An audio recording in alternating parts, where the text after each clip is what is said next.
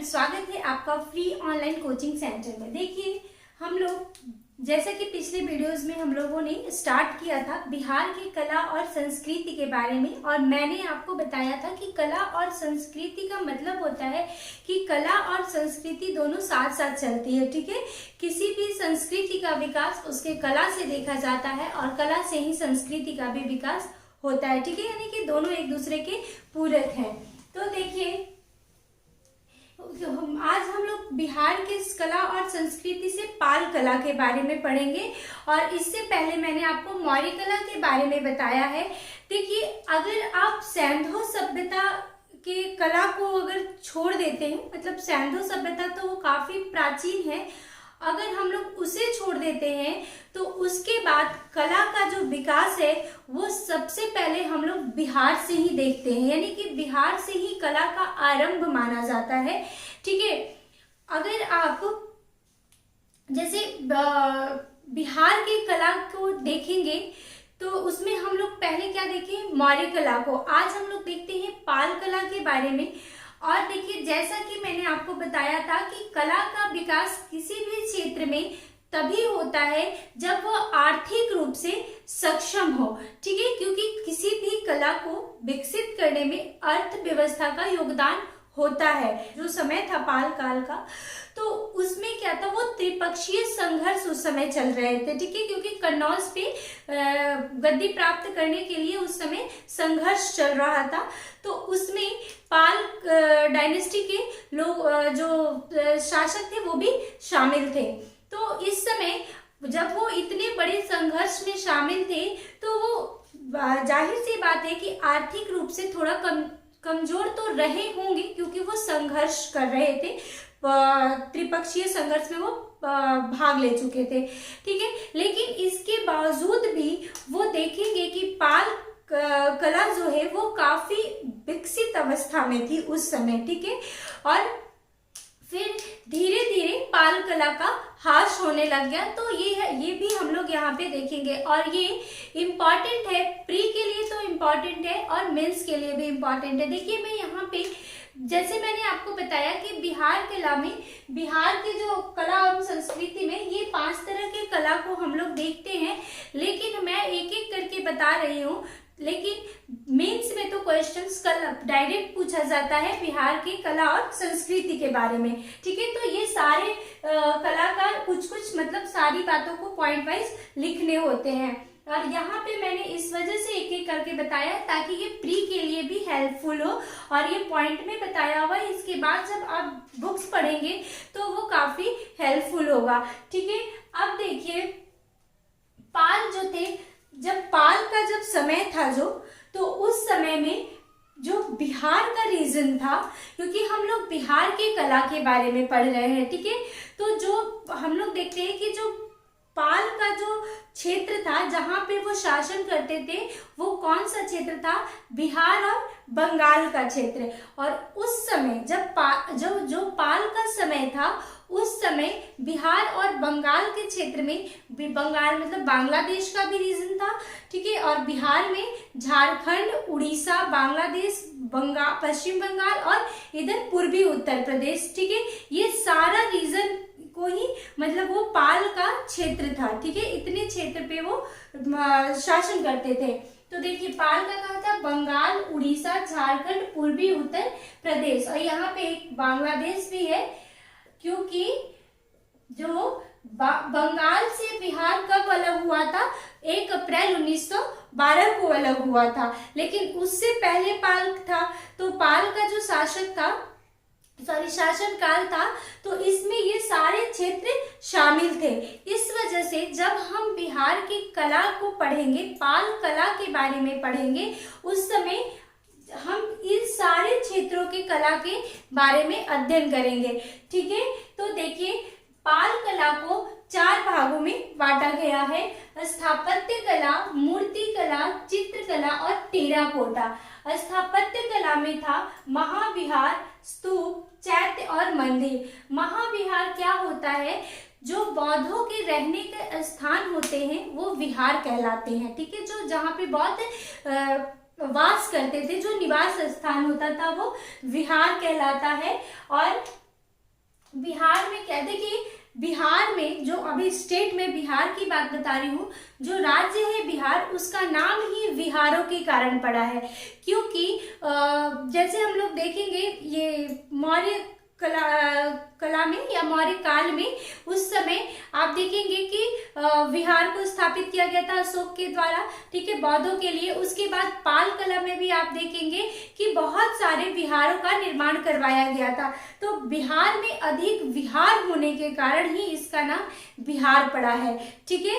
तो यहाँ पे देखिए हम लोग महाविहार की बात कर रहे हैं। महाविहार में नालंदा, उदंतीपुर, विक्रमशिला और सोमपुरा विहार, ठीक है, ये काफी इंपॉर्टेंट है। नालंदा, उदंतीपुर, विक्रमशिला और सोमपुरा विहार, ठीक है, ये सारे महाविहार थे पाल काल में, ठीक है। और इसके निर्माणकर्ता कौन थे, देखिए गोपाल। नालंदा महाविहार गोपाल के द्वारा बनवाया गया था। उदंतीपुर गोपाल, ये क्वेश्चन पूछा हुआ है बिहार पीसीएस में, ठीक है। विक्रमशिला धर्मपाल और सोमपुरा धर्मपाल। देखिए नालंदा कहाँ है, गया के पास है, ठीक है, गया बिहार में गया के पास है। उदंतीपुर कहाँ है, ये उदंतीपुर भी गया के पास ही है, पटना और गया के मध्य में, यानी मगध वाला जो क्षेत्र है वहां पे उदंतीपुर है। विक्रमशिला भागलपुर बिहार में है और सोमपुरा बांग्लादेश में है। तो जैसा कि मैंने आपको बताया कि जब हम पाल काल के बारे में पढ़ेंगे या देखते हैं कि पाल काल का जो क्षेत्र था, पालों का जो क्षेत्र था वो बांग्लादेश, बंगाल, उड़ीसा, झारखंड, पूर्वी उत्तर प्रदेश, ये सारे क्षेत्रों में फैला हुआ था। तो जब हम उसके कला के बारे में पढ़ेंगे तो इन सब क्षेत्रों के कला के बारे में अध्ययन करेंगे, ठीक है। तो सोमपुरा कहाँ है, बांग्लादेश में है ये, ठीक है, ये मतलब इम्पोर्टेंट है। सोमपुरा बांग्लादेश में है और यह धर्मपाल के द्वारा बनवाया हुआ महाविहार है। स्तूप क्या होता है, स्तूप हमें कहाँ से मिला, पहाड़पुर, ठीक है, जिवारी और विक्रमशिला। तो स्तूप का मैंने बताया था कि स्तूप क्या होता है, जहाँ पे अवशेष प्राप्त होते हैं, ठीक है, अवशेषों पे जो स्थापत्य किया जाता है, मतलब जहाँ उसका जो आर्किटेक्चर प्राप्त होता है अवशेषों पे, जैसे बुद्ध के अवशेषों पे जो हमें बुद्ध, या आप बोल सकते हैं जो बुद्ध के अनुयायी थे, जो शिष्य थे, उनके जो भी अवशेष पे जो भी स्थापत्य निर्माण करवाया गया है वो स्तूप कहलाते हैं, ठीक है। और यह आध्यात्मिक दृष्टि से बौद्धों के लिए महत्वपूर्ण होता है। तो स्तूप कहाँ से मिले हैं, पाल काल में, तो पहाड़पुर, जेवारी और विक्रमशिला, ठीक है। और पहाड़पुर और जेवारी दोनों बांग्लादेश में है और विक्रमशिला बिहार में है, भागलपुर में, ठीक है।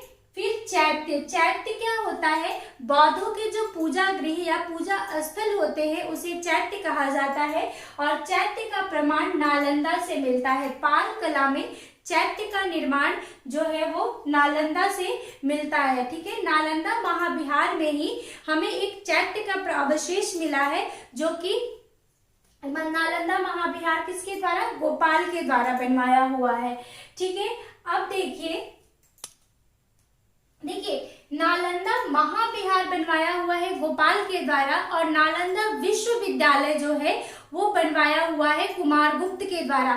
फिर आता है मंदिर, मंदिर में क्या है, भागलपुर, ठीक है, कहलगांव, भागलपुर कहलगांव से मंदिर के प्रमाण मिलते हैं, ये इंपॉर्टेंट है। और गया में एक विष्णुपद मंदिर है जिसमें अर्थ मंडप के प्रमाण मिलते हैं, ये पाल कला का ही प्रमाण है, ठीक है। अब देखिए फिर हम लोग पाल कला में मूर्ति कला को देखते हैं और मूर्ति कला में पत्थर और कांसे की मूर्ति प्राप्त हुई है, ठीक है।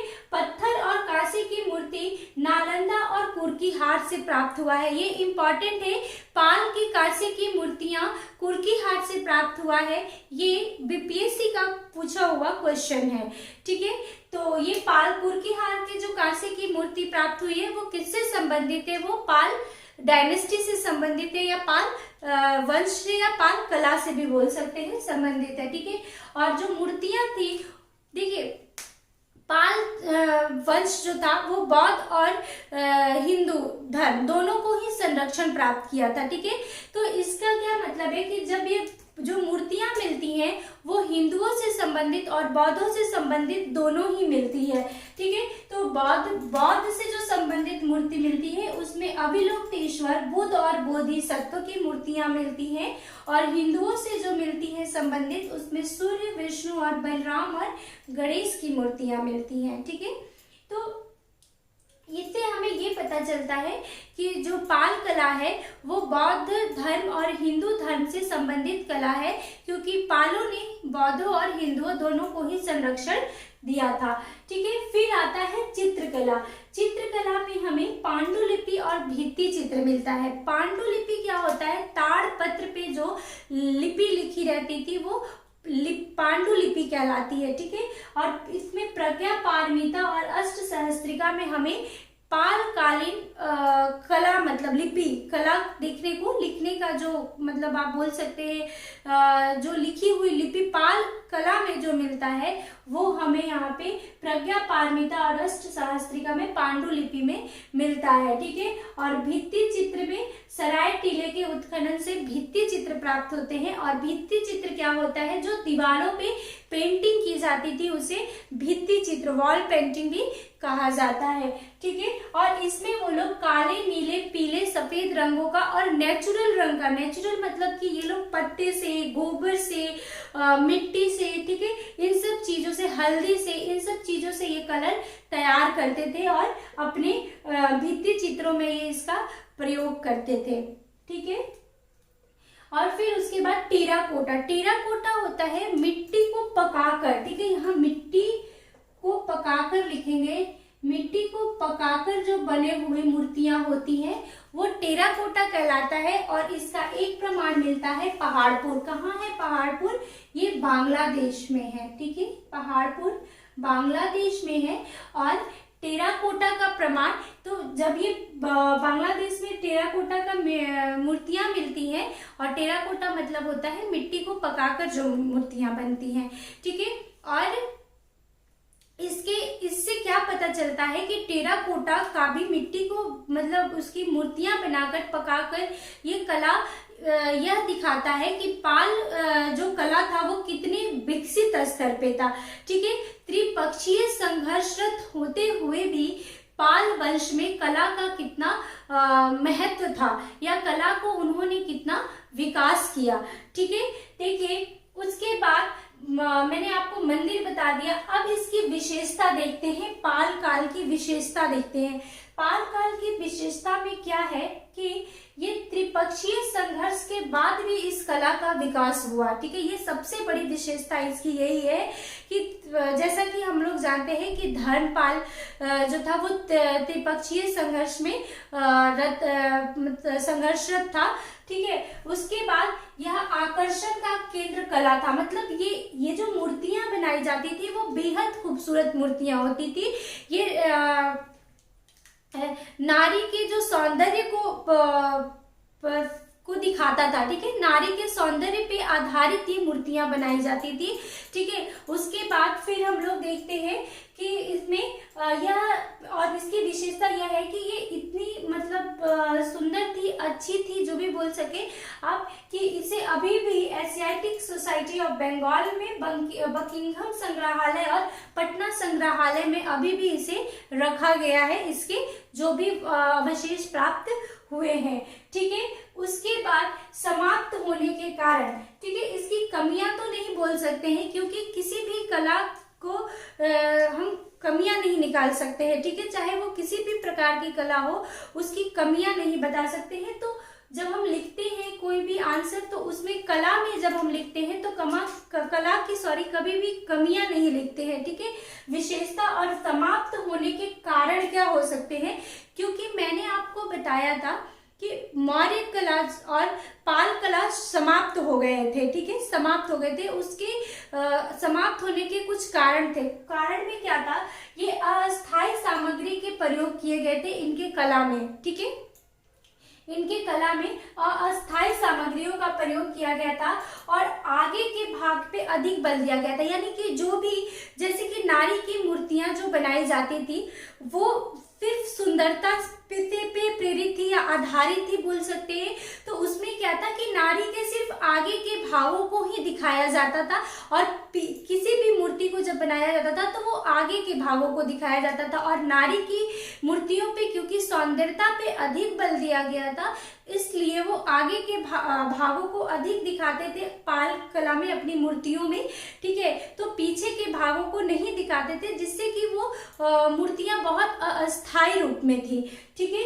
इस तरीके से हम लोग देखते हैं कि पाल जो वंश था वो कितने बड़े क्षेत्रों में और बहुत लंबे समय तक रहे थे, ठीक है। तो इसका मतलब है कि जो इनका कला रहा होगा वो भी काफी लंबे समय तक धीरे धीरे बहुत काफी विकसित स्तर पे गया होगा, ठीक है। तो इस तरीके से हम लोगों ने पिछले वीडियो में बिहार के कला और संस्कृति में हम लोगों ने देखा मौर्य कला के बारे में। उसके बाद अब हम लोग पाल कला के बारे में हमने देख लिया, जो कि बीपीएससी मेंस और बीपीएससी प्री के लिए दोनों के लिए ही इम्पोर्टेंट है, और बिहार एसआई के लिए भी इससे प्रश्न पूछे जाते हैं, ठीक है। तो ये आज के लिए इतना ही था। फिर अगली बार अब हम लोग पटना कलम के बारे में पढ़ेंगे, जो कि बहुत इम्पॉर्टेंट है एग्जाम के पॉइंट ऑफ व्यू से। तो आज के लिए इतना ही था। अगर आपको मेरा ये वीडियो अच्छा लगेगा तो आप लाइक शेयर और सब्सक्राइब जरूर कीजिएगा। Thank you.